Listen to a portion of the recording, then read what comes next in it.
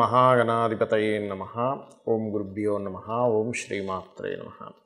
పరమేశ్వర స్వరూపమైనటువంటి జ్యోతిష, వాస్తు మరియు ఇతర అనేకమైనటువంటి శాస్త్రములను మనకు అందించినటువంటి మహర్షులకి నమస్కారం.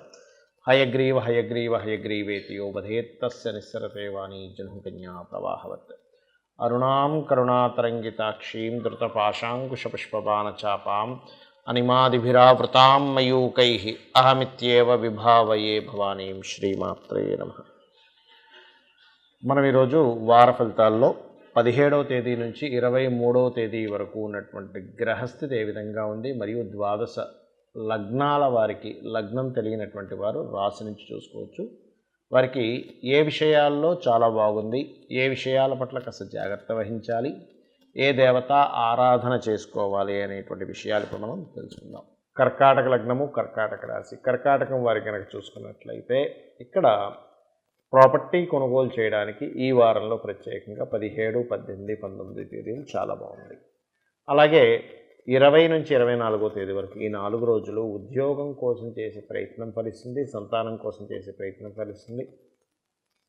క్రియేటివిటీ ఫీల్డ్లో ఉండేటువంటి వారికి ప్రత్యేకంగా ఇంకొన్ని కొత్త అవకాశాలు వస్తాయి. ఇక మిగతా అంశాలు కనుక చూసుకున్నట్లయితే కర్కాటకం వారికి మీకు తృతీయ వ్యయాధిపతి ద్వితీయాధిపతితో కలిసి భాగ్యస్థానంలో రాహుతో ఉంటున్నాడు. కాబట్టి దీనివల్ల ఏమిటి, కాస్త పితృకర్మలు అధికంగా చేస్తూ ఉండాలి. ఏదైనా అగ్రిమెంట్స్ రాసుకునేటప్పుడు ప్రత్యేకంగా గవర్నమెంట్ రిలేటెడ్ సంబంధించినవి, మెడికల్ రిలేటెడ్ సంబంధించిన అగ్రిమెంట్స్ ఏదైనా మీరు రాసేటప్పుడు కాస్త జాగ్రత్తగా ఉండండి. ప్రాపర్టీస్ కొనుగోలు చేసేటువంటి యోగం కూడా ఈ వారం చూపిస్తుంది. ప్రాపర్టీస్ కావచ్చు. అయితే ఆ ప్రాపర్టీస్ కొనుగోలు చేసేటప్పుడు ఆ అగ్రిమెంట్లో ఏముంది, ఆ డాక్యుమెంట్స్ కరెక్ట్గా ఉన్నాయా లేవా అనేటువంటి ఖచ్చితంగా చెక్ చేసుకోండి.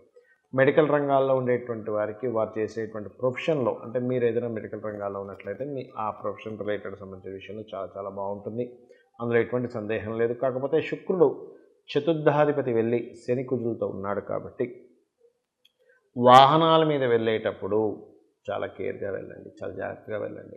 ఈ మధ్యకాలంలో కొంచెం సప్తమాధిపతి దగ్గరికి శుక్రుడు వచ్చి చేరాడు కాబట్టి కొంత వివాహం కోసం చేసే ప్రయత్నం ఫలిస్తుంది. అందులో ఎటువంటి సందేహం లేదు.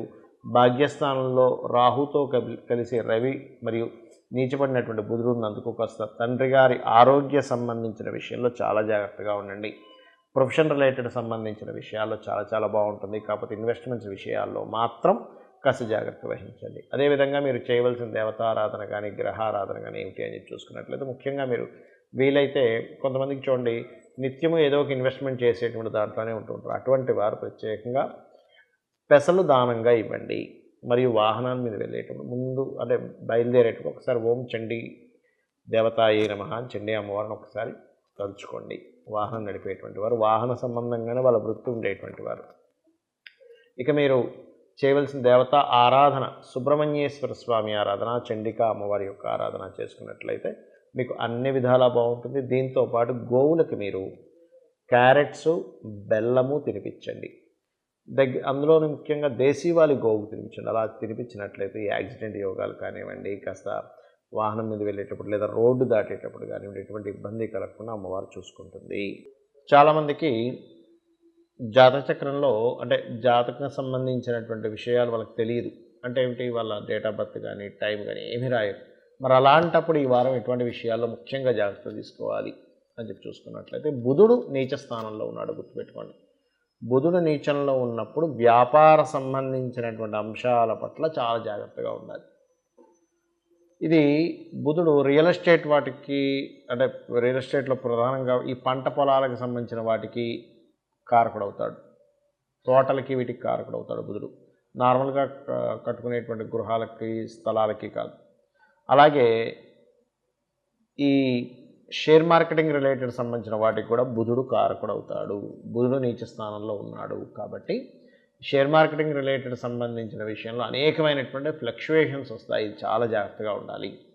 అలాగే శని కుజ గ్రహాలు కూడా కలిసి ఉంటున్నాయి. ఎక్కడ, వృశ్చిక రాశిలో. ఎప్పుడైతే వృశ్చిక రాశిలో శని కుజుడు కలిసి ఉంటున్నారో, అంటే వృశ్చిక రాశ్యాధిపతి అయినటువంటి కుజుడు మనకి కుంభంలోని వృశ్చికాన్ని చూస్తుంది కూడా.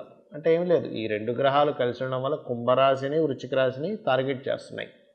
కాబట్టి వృశ్చిక రాశి అధిపతి అయినటువంటి కుజుడు, కుంభరాశి అయినటువంటి శని కుంభంలో కలిసి వృచ్చికం పైన దృష్టి ఉంది కాబట్టి వృశ్చిక రాశి కూడా ఎఫెక్ట్ వస్తూ ఉంటుంది. అంటే ఏమిటి, ఆ రాశి వారికి ఇబ్బంది కాదు, అక్కడ బాగా అర్థం చేసుకోండి. ఆ రాశి మీ లగ్నం నుంచి ఎన్నో భావం అవుతుందో ఆ భావం మీద ప్రభావం చూపిస్తుంది అని అర్థం. కాబట్టి వ్యాపారాలకు సంబంధించిన విషయాల్లోని మరియు షేర్ మార్కెటింగ్ రిలేటెడ్ సంబంధించిన విషయాల్లోని ఏదైనా అగ్రిమెంట్స్ రాసుకునేటువంటి అంశాలలోని అందరూ కూడా జాగ్రత్తగా ఉండాలి.